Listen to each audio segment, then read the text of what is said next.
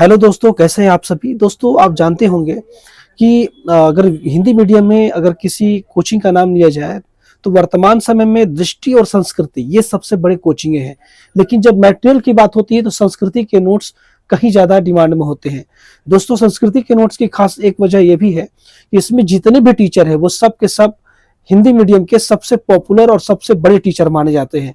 इसलिए संस्कृति के नोट्स में ज़्यादा विश्वसनीयता भी दिखती है और साथ ही साथ जब आप इसके मटेरियल को पढ़ेंगे तो आपको इसके कंटेंट की क्वालिटी, कंटेंट के लिखने का तरीका, जिस तरह से डायग्राम, फ्लो चार्ट, फिगर्स वगैरह बनाए गए हैं, लाजवाब है। दोस्तों, इस मटेरियल की एक बात ये भी है कि इसमें पूरे सिलेबस को कवरेज दिया गया है। मतलब यह है कि इसमें चीज़ें छूटती नहीं है, लगभग सभी चीज़ें इसमें कवर है।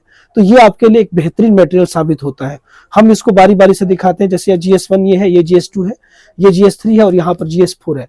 हम आपको GS1 से स्टार्ट करते दिखाना, आप इसे बारी बारी से अच्छे से देखते चले कि इसमें कौन कौन से नोट्स हैं और इसमें हम कुछ चीज़ें जो अंदर की हैं हम उन्हें भी दिखाने की कोशिश करेंगे।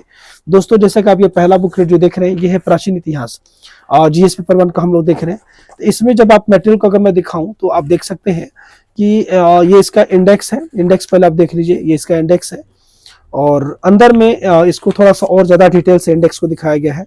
तो ये चीज़ बहुत ही अच्छी है, ताकि इसमें फ़ायदा ये होता है जैसे आप वैदिक काल पढ़ रहे हैं तो वैदिक काल में आपको क्या क्या चीज़ें पढ़नी है या इसमें क्या क्या चीज़ें दी गई है। तो आर्यों की उत्पत्ति कैसे हुई है, ऋग्वैदिक काल क्या है, और ऋग्वैदिक काल के या इनकी जो आर्यों की उत्पत्ति क्या है, इनके स्रोत क्या है, सारे स्रोत, विस्तार, स्थिति और सामाजिक स्थिति, आर्थिक स्थिति, राजनीतिक स्थिति, धार्मिक स्थिति, सारा चीज उत्तर वैदिक काल की भी जानकारी मिलता है। और ठीक इसी प्रकार से इसके सामाजिक, राजनीतिक और आर्थिक, भौगोलिक हर एक चीज का विवरण यहाँ पर दिया गया है। और इसके साहित्य और जो वैदिक काल के समय में जो वैदिक साहित्य के अलावा जो साहित्य है उनके भी डिफिनेशन, सिंधु घाटी सभ्यता, वैदिक संस्कृति, इन दोनों में अंतर क्या है। मतलब ये जो नोट्स है ना बहुत बेहतरीन है। इससे आपका फायदा ये होगा कि ये ना सिर्फ प्रीलिम्स बल्कि मेंस को भी कवर करता है और मेंस के लिए तो लाजवाब है। तो ये नोट्स बहुत ही बढ़िया है। प्राचीन इतिहास के लिए 2 बुकलेट है। दोस्तों, इसमें कवर लगा हुआ है। ये कवर लग जाने से नोट्स थोड़ा सेफ होता है, ठीक है ना, और लंबे समय तक चलता है। तो ये एक बेहतर चीज है। और इसी तरह से सभी नोट्सों में कवर लगाए गए हैं। यहाँ पे जो नोट्स मिलती है दोस्तों राजेश बुक स्टोर पे, इस बात का ध्यान रखिएगा कि इसकी क्वालिटी बहुत बढ़िया रहेगी, कंटेंट पूरे होंगे और मटेरियल भी बढ़िया होता है। और यहाँ पर उलझुल चीजें या गलत चीजें या फेक जो एडवर्टाइजमेंट होते हैं ये सब चीजें यहाँ नहीं होती हैं। आप इसके लिए निश्चित रहिएगा। हमने आपको प्राचीन इतिहास दिखाई, ये अभी मध्यकालीन इतिहास देख रहे हैं, इसकी भी आप थोड़ा सा अंदर से देख लीजिए तो आपको कंटेंट और क्वालिटी बढ़िया लगेगा। दोस्तों, इसमें जो डायग्राम है, डायग्राम का बहुत सही इस्तेमाल इसमें किया गया है। बहुत सारे से फ्लो चार्ट बनाए गए हैं, बहुत सारी ऐसी चीजें बनाई गई जो आपके काम में आती है। जैसे मैंने एंशिएंट हिस्ट्री दिखाया, तो एंशिएंट हिस्ट्री में मैं आपको अगर दिखाऊं तो आप देखेंगे जैसे ये प्रमुख साहित्य है ना, प्रमुख साहित्य, जो प्रमुख साहित्य कौन कौन से हैं, रचना कौन कौन सी है, और इसे आप देख सकते हैं पूरा डिटेल से सब बहुत सारी चीजें गई। रचना कौन सी है, रचनाकार कौन सा है और ये इसमें ये किस तथ्य से जुड़ा हुआ है। तो ये सभी चीजें एक ही जगह पर दे देने से फायदा ये होता है ना, ये कंफ्यूजन नहीं होता, हमें चीजें स्पष्ट रूप से समझ में आती हैं। विदेशी वृत्तांत की बात करें तो जैसे विदेशी रचनाएं कौन कौन, जैसे इंडिका हो गई, है ना। इसके अलावा हिस्टोरिका का नाम आपने सुना होगा, पॉपुलर है, सियूकी हो गया, है ना। तो ये सारे किससे, ये इसके लेखक रचनाकार कौन से हैं, तो देखिए इंडिका के मेगास्थनीज हो गए। इसी तरह से ये सारे लेखक हो गए और ये किन चीजों से जुड़े हुए हैं, इनका विशेष तथ्य क्या है, ये सारी चीजें भी यहाँ पर दी गई हैं। इससे क्या होता है ना, क्लैरिटी आती है, कंफ्यूजन नहीं होता है। तो ये इसमें डायग्राम का बहुत ही अच्छा इस्तेमाल किया गया है, फ्लो चार्ट का, और बहुत सारी चीजें जहाँ पर स्टूडेंट्स को दिक्कत होती है उनको सहज और सरल बनाया गया है ताकि आपको पढ़ने और समझने में आसानी हो। ये मॉडर्न हिस्ट्री की 2 बुकलेट आप देख सकते हैं। तो एंशिएंट, मिडाइवल, मॉडर्न मैंने दिखा दिया, और ये वर्ल्ड हिस्ट्री, ये 2 बुकलेट है इसके लिए। तो यहाँ तक आपकी जो हिस्ट्री के लगभग कंटेंट कवर हो गए हैं और कल्चर के लिए भी 2 बुकलेट दी गई है। दोस्तों, इस बात का भी ध्यान है, एंशिएंट हिस्ट्री में भी बहुत सारे कल्चर के पार्ट को कवर कराया गया है और यहाँ कल्चर के लिए 2 बुकलेट भी दी गई है। तो कल्चर बहुत ही अच्छे ढंग से कवर है यहाँ पे। और ये ज्योग्राफी के लिए टोटल 2 बुकलेट इसमें दी गई है, संस्कृति इसके द्वारा, इसमें ज्योग्राफी को आपको कवर कराया गया है। और ये है आपके सामाजिक मुद्दे यानी भारतीय समाज से रिलेटेड चीजें। तो यहाँ पर हमने देखा GS पेपर 1, अब GS पेपर 2 को देखते हैं। GS पेपर 2 में आप देखेंगे तो पॉलिटी के लिए टोटल 2 बुकलेट इसमें दी गई है, यानी पॉलिटी इसमें कवर है। थोड़ा सा अंदर से भी आप देख लें, मूल अधिकार से सवाल बहुत ज्यादा पूछे जाते हैं। अगर आपने देखा हो क्वेश्चन तो आप समझ जाएंगे, मूल अधिकार से क्वेश्चन ज्यादा पूछे जाते हैं।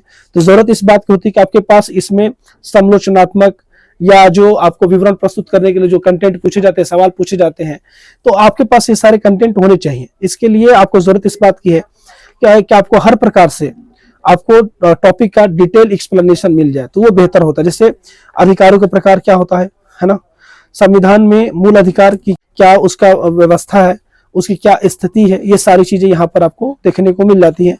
और इसमें डिबेट्स भी मिल जाते हैं। डिबेट मिलने से फायदा ये होता है जैसे कि कोई चीज मैटर कोर्ट में है, कोई चीज ऐसा है जहां पर सवाल अक्सर पूछ लिए जाते हैं, तो जरूरत इस बात की होती है कि उसे हम अच्छे से देखें और जाने। तो यहाँ पर वो चीजों को अच्छे से बताया गया है।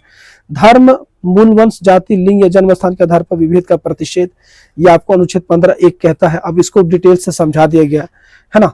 तो ये चीजें इसमें बहुत ही बढ़िया है, आपको पढ़ के बहुत अच्छा लगेगा, समझ रहे ना। तो ये हमारी होगी पॉलिटी की 2 बुकलेट है दोस्तों। इस बात का ध्यान है कि पॉलिटी के लिए लक्ष्मीकांत की बुक भी जरूरी है, इसके पढ़ने के बावजूद भी। गवर्नेंस को इसमें ठीक से कवर करा दिया गया लगभग, और बाकी चीजें आपको सेकेंड आरसी की चौथी रिपोर्ट से करनी पड़ेगी ताकि चीजें अच्छे से कवर हो सके। अंतर्राष्ट्रीय संबंध के लिए ये बुकलेट बहुत बढ़िया है।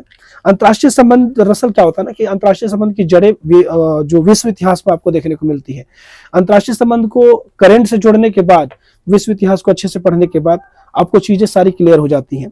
करंट से जोड़ते हैं तो फायदा ये होता है कि जियो पॉलिटिक्स का जो कॉन्सेप्ट है वो आप अच्छे से समझ पाते हैं। तो आजकल मेंस में जो क्वेश्चन आ रहे हैं वो कहाँ से आ रहे हैं, तो बहुत सारे क्वेश्चन जियो पॉलिटिक्स से होते हैं, इसलिए आपको इसे जानना और समझना बहुत जरूरी होता है। तो आईआर के लिए बहुत बढ़िया है।